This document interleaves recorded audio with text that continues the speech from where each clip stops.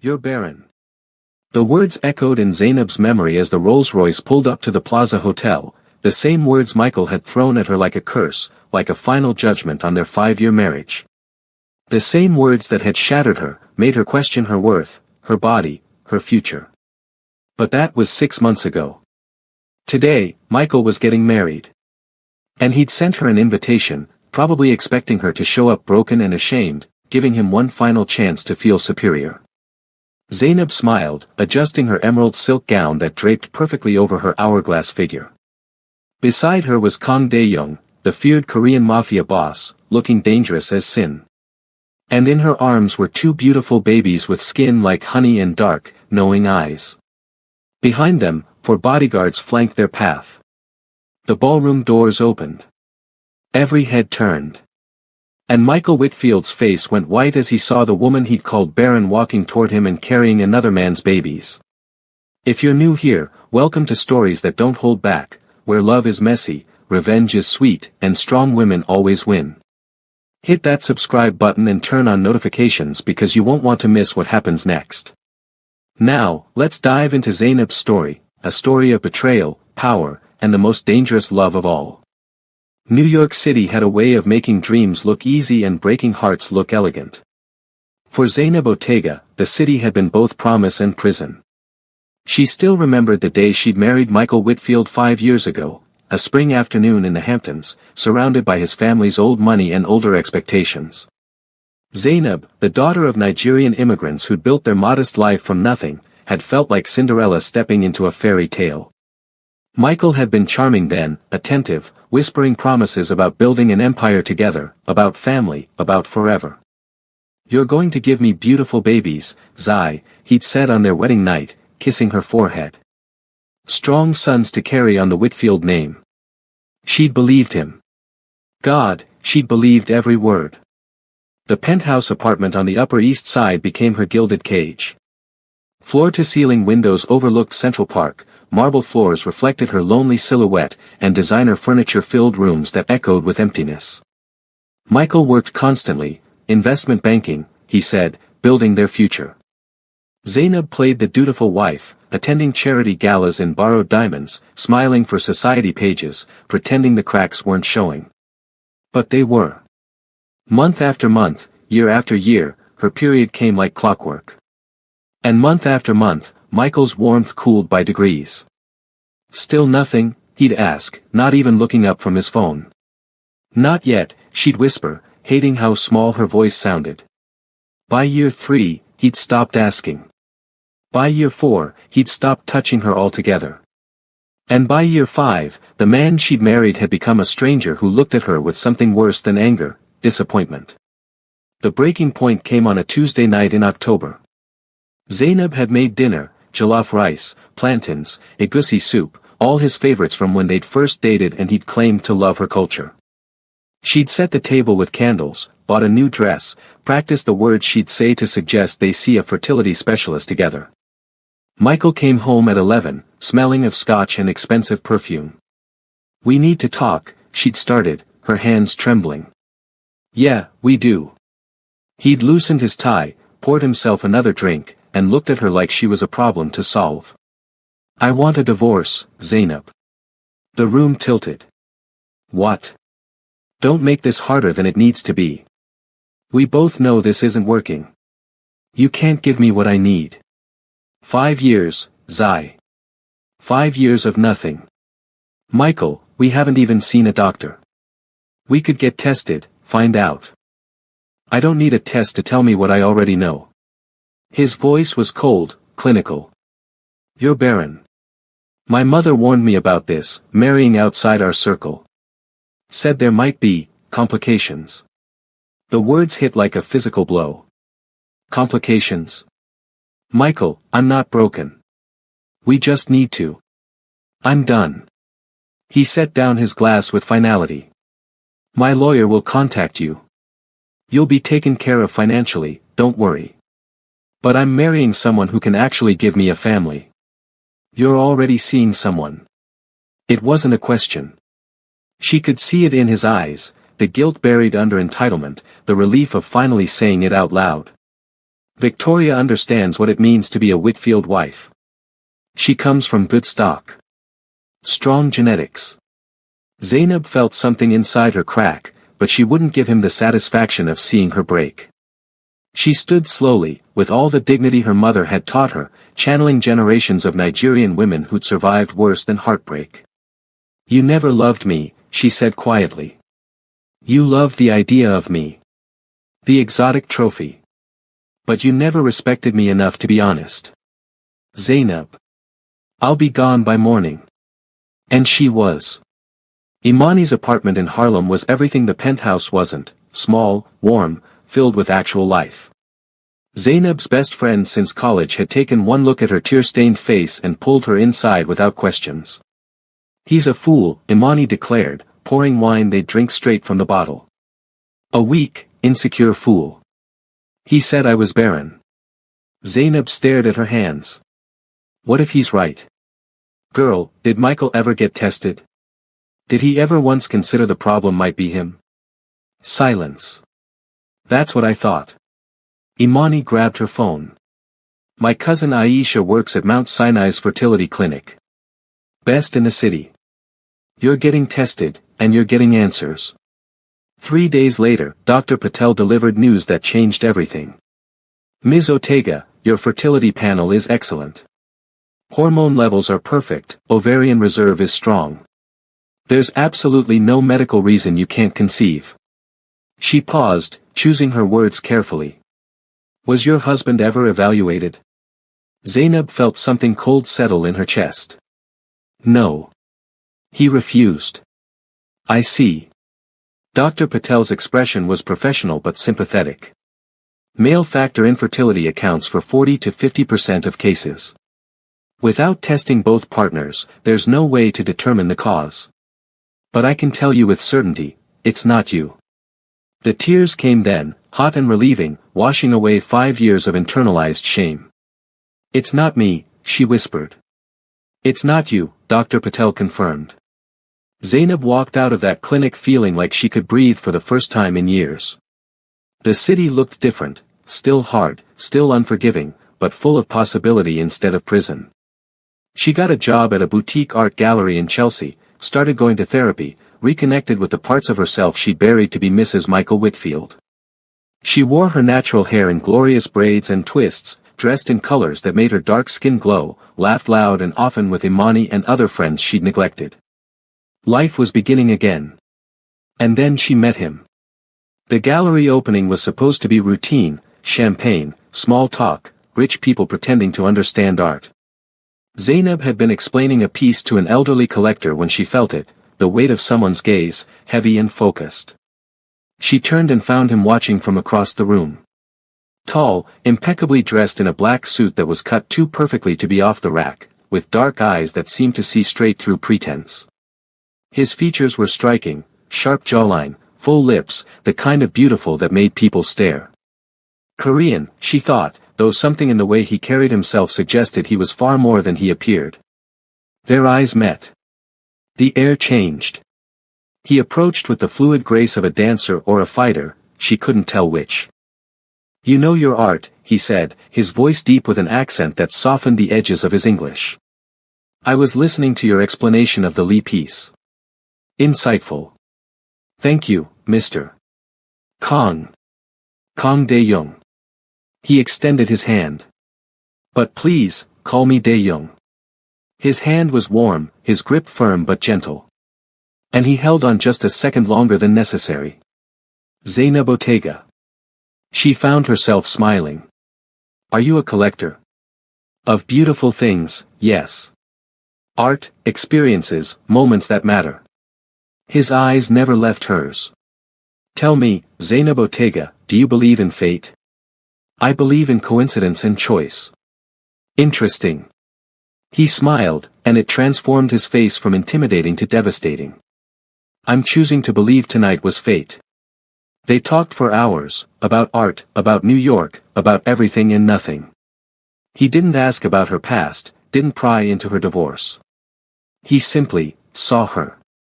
Listened like her words mattered. Made her laugh with dry observations about the pretentious collectors around them. The man in the corner has been staring at that painting for 20 minutes, Dae-young murmured. He's reading the placard over and over, trying to figure out why he should like it. Zainab bit back a laugh. Maybe he genuinely appreciates it. He's holding his champagne glass upside down. She looked. He wasn't wrong. Okay, you win. I usually do. His smile was playful, but something flickered in his eyes, something darker, more serious. Zainab, I'd like to see you again. Dinner. Somewhere we can actually talk without people pretending to understand postmodernism. She should have said no. Should have recognized the danger and how drawn she was to this stranger. But she heard herself say, yes.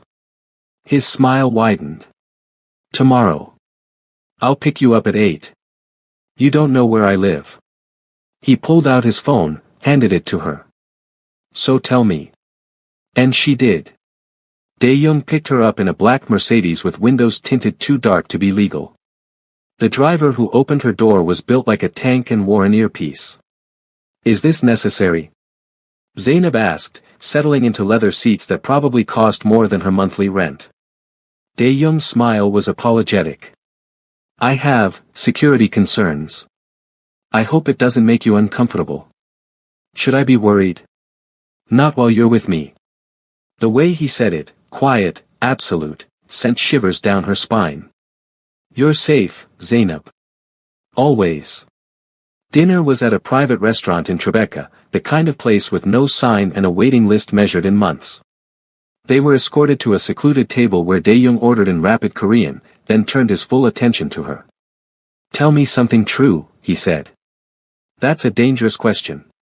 I prefer dangerous to safe. So she told him, about her marriage, the divorce, the shame she'd carried. About Michael's words and the relief of learning the truth. She didn't know why she opened up to this man she barely knew, but something about Dae-young's quiet intensity made honesty feel safe.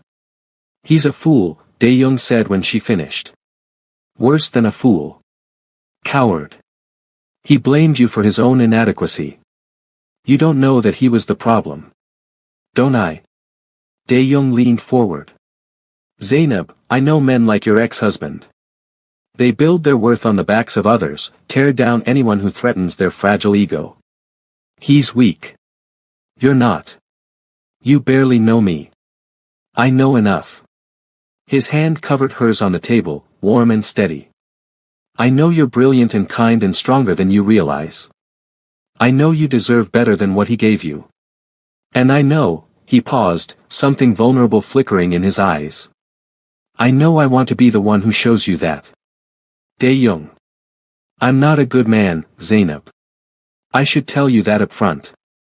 My life is complicated. Dangerous, even. But I'm honest. And I'll never make you feel less than the extraordinary woman you are. She should have asked what he meant by dangerous. Should have recognized the warning signs, the security detail, the private restaurant, the way waiters addressed him with almost fearful respect. But she was falling, and she didn't want to stop. Before we continue, are you Team Zainab or do you think she's moving too fast? Drop your thoughts in the comments, I read every single one. And if you're loving this story of revenge and redemption, smash that like button. Trust me, you haven't seen anything yet. Now, let's get back to what happens when the Korean Mafia falls in love. 3 months into their relationship, Zainab still didn't know exactly what Dae-young did for a living. He was vague when she asked, import, export, family business, investments. She'd Googled him and found almost nothing, which in the digital age was a red flag the size of Manhattan. But she'd also found happiness. Real, deep, unexpected happiness. Dae-young was everything Michael wasn't, attentive, generous, present. He remembered how she took her coffee, surprised her with gallery tickets, listened when she talked about her dreams of curating her own exhibition someday.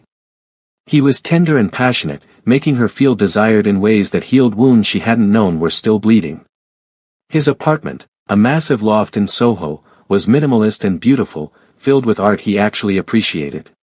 She'd started staying over most nights, falling asleep in his arms, waking up to his kisses. Move in with me, he murmured one morning, his fingers tracing patterns on her bare shoulder. Dae-young, we've only been together 3 months. When you know, you know. He tilted her face toward his. I love you, Zainab. I want you here. Always. I love you too. The words came easily, truthfully. But I need to know who you really are. What you really do.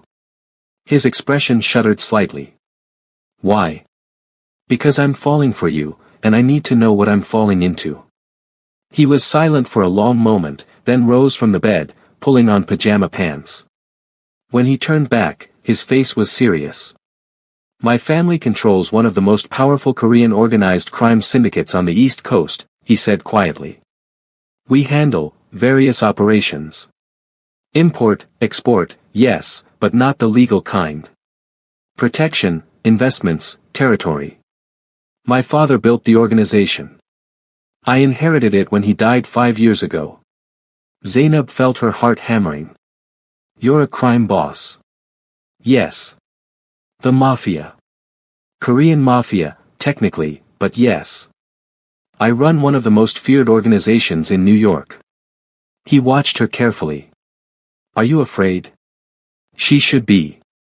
Should run. Should call Imani and pack and never look back.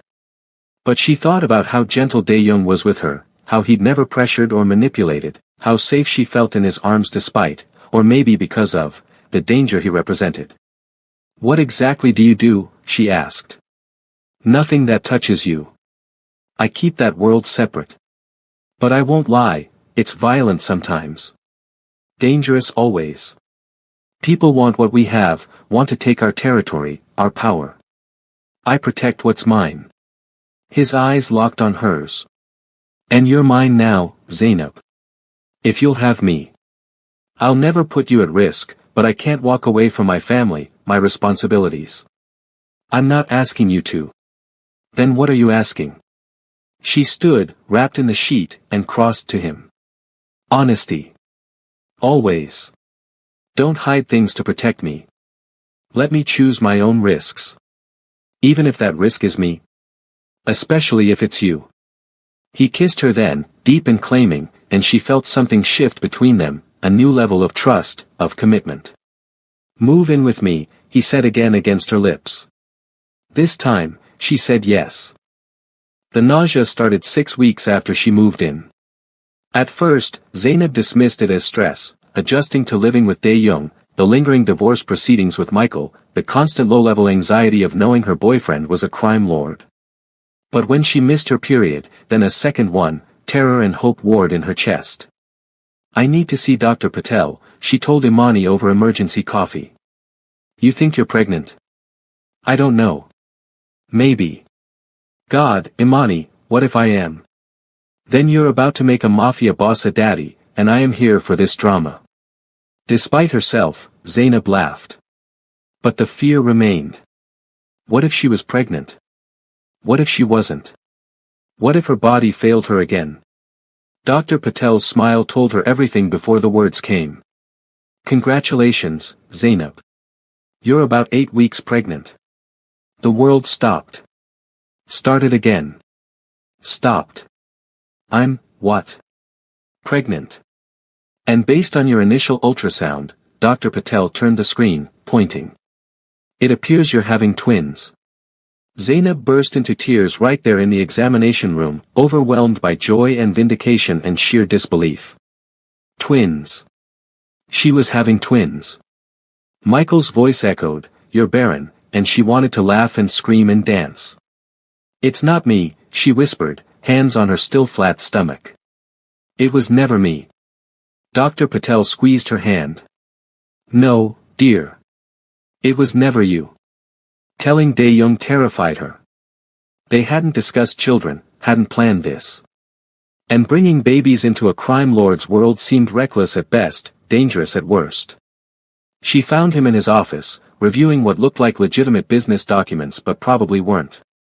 "We need to talk," she said, and he immediately set down his pen. "What's wrong?" "Nothing's wrong. Maybe. I don't know." She took a breath. "I'm pregnant." Silence. His face went completely blank. Dae-young? He stood slowly, crossing to her, his hands framing her face. Say that again. I'm pregnant. 8 weeks. Twins. Twins, he repeated, and then he was kissing her, lifting her, spinning her around with a laugh she'd never heard from him, pure, unguarded joy. Twins. Zainab, you're giving me twins. You're not upset. Upset. He set her down gently, his hands moving to her stomach. You've made me the happiest man alive. I love you. I love our babies. I'm going to protect all of you with everything I have. Dae-young, your world, it's dangerous. How can we? I'll handle it. We'll increase security, keep you safe. Nothing and no one will touch you or our children. I swear it on my life. And looking into his eyes, fierce and determined and full of love, she believed him. The pregnancy progressed beautifully. Dae-young was obsessively attentive, hiring the best doctors, insisting on constant security, reading parenting books in Korean and English. Zainab glowed, her body finally doing what Michael had claimed it couldn't. She was 6 months along, visibly and beautifully pregnant, when the invitation arrived. The envelope was cream-colored, expensive, addressed to Ms. Zainab Ortega, in calligraphy. She knew before opening it, felt it in her bones. Michael Whitfield and Victoria Hayes request the pleasure of your company at their wedding. What the hell? Imani snatched the invitation from her hands. Is he serious? He invites you to his wedding. Zainab sank onto the couch, one hand on her swollen belly where the twins were doing acrobatics. He's trying to hurt me. Show me he moved on, found someone better. Better? Girl, he found someone who'll put up with his nonsense. That's not better. Imani studied the invitation. It's in 2 weeks. Plaza Hotel. Of course it is. Pretentious ass. I'm not going. Why not? Because I'm pregnant with another man's babies, Imani. Because it's Petty Ann. And he deserves to see exactly what he lost. To know you weren't the problem. Imani's eyes gleamed. Plus, imagine his face when you walk in looking like a goddess with a literal mafia boss on your arm. The drama, Zai. Think of the drama. You're a bad influence. I'm the best influence. You're going. We're getting you a dress that shows off that bump. And Dae-young's going to make sure everyone knows you've upgraded from Wall Street trash to dangerous royalty. When Zainab mentioned it to Dae-young that night, his reaction was immediate and dark. Absolutely not. He doesn't get to humiliate you. He can't. Not anymore. She took his hand, placed it on her belly where the babies kicked. I'm not the broken woman he divorced. I'm happy, loved, carrying our children. If anything, me showing up proves he was the problem all along. Zainab. I want to go, Dae-young. Not for him. For me. To close that chapter completely. He studied her face, then nodded slowly. Then we go together. But my way. With my people. He wants to play games. I'll show him what real power looks like. His smile was sharp and dangerous, and Zainab felt a thrill run through her. This was going to be interesting. The day of Michael's wedding dawned bright and clear, one of those perfect New York spring days that felt designed for new beginnings. Zainab dressed carefully in the gown Imani had helped her choose, emerald silk that draped her pregnant curves like water, elegant and regal, with a neckline that showcased the diamond necklace Dae-young had given her. You look like a queen, Dae-young said, appearing behind her in the mirror. His black suit was perfectly tailored, and he looked every inch the dangerous man he was. Are you sure about this? Completely. The drive to the plaza was quiet. Dae-young held her hand, his thumb tracing circles on her palm. In the car behind them, 4 of his most trusted men followed. Insurance, he'd said, though she suspected it was also a statement. Whatever happens in there, Dae-young murmured as they pulled up, remember you're mine. I've got you. Always, she whispered back. The ballroom was exactly as she'd expected, over-the-top elegance, dripping with flowers and crystal, filled with Manhattan's elite. Conversations paused as she entered, heads turning, whispers starting. Because Zeynep Ortega had just walked into her ex-husband's wedding visibly pregnant and escorted by a man who radiated danger like cologne. She spotted Michael immediately, at the altar in his tuxedo, frozen in shock. Victoria stood beside him in an enormous white gown, her face confused. The wedding planner rushed forward. "I'm sorry, but the ceremony is about to begin. Guests should be seated." "We're here on the invitation of the groom," Dae-young said quietly, his voice carrying weight. "I believe there's a seat reserved for Ms. Ortega." Yes, but..." "Then we'll take it." He guided Zeynep to the front row, the seat Michael's family traditionally reserved for honored guests. She sat gracefully despite her pregnancy, and Dae-young settled beside her, his hand possessive on her knee. The ceremony began in awkward silence. Michael kept glancing at her, his face growing paler. Victoria noticed, her smile becoming strained. And Zeynep simply sat, serene and glowing, her hand on her belly when the twins kicked. It was during the vows that everything fell apart. "If anyone objects to this union," the officiant intoned, "speak now or..." "I object." Victoria's voice rang out, shocking everyone. She turned to Michael, yanking her hand from his. "I object to marrying a liar." "Victoria, what are you? You told me she was barren." Victoria pointed at Zeynep. "You said she couldn't have children, that it was her fault your marriage failed. But she's clearly very pregnant, Michael. So either you lied about her, or..." Her eyes widened. "Oh my God. It was you. You were the problem." The ballroom erupted in whispers. Michael's face went red. "Victoria, this isn't the time. You refused to get tested when we talked about trying for babies. You said you'd already been through this, that you knew you were fine. But you were never tested, were you? You just blamed her." Zeynep stood slowly, drawing every eye. Dae-young rose with her, a silent pillar of support. "For 5 years," she said, her voice calm and clear, "I believed I was broken. That my body was failing. That I was less than a woman because I couldn't give you children, Michael. You let me believe that. Encouraged it, even. Zeynep, But it was never me. Dr. Patel confirmed I was perfectly fertile. And these," she cradled her belly. "These babies are proof. You were the problem, Michael. Your pride, your ego, your refusal to even consider you might be less than perfect." "Who is he?" Michael demanded, pointing at Dae-young. "You moved on pretty fast. Probably cheated on me." Dae-young moved so quickly Michael stumbled backward. He didn't touch him, didn't need to. The threat was clear in every line of his body. "Choose your next words very carefully," Dae-young said softly. "Because if you disrespect the mother of my children again, this wedding will end very differently than you planned." Someone in the crowd gasped. "That's Kang Dae-young. Oh my God, that's the Korean Mafia boss." The whispers became a roar. Michael looked ready to pass out. Victoria stepped away from him like he was contagious.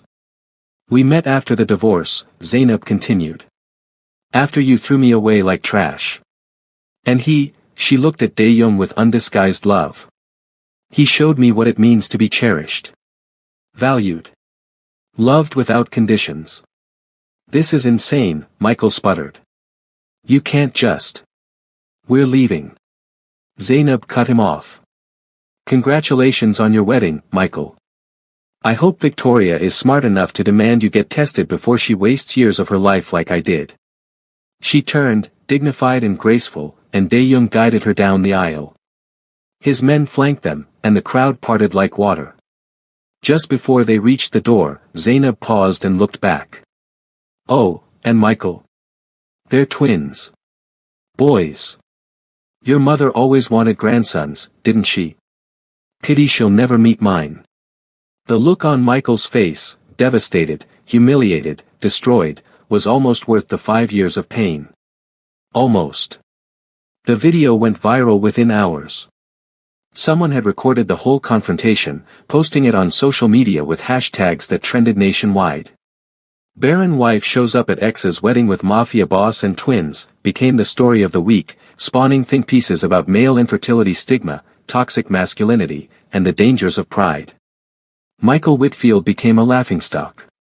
His firm faced scrutiny. Victoria publicly broke their engagement citing fundamental dishonesty, and his mother, according to Imani's gossip network, was furious about the grandchildren that could have been. Zainab, meanwhile, was free. Any regrets?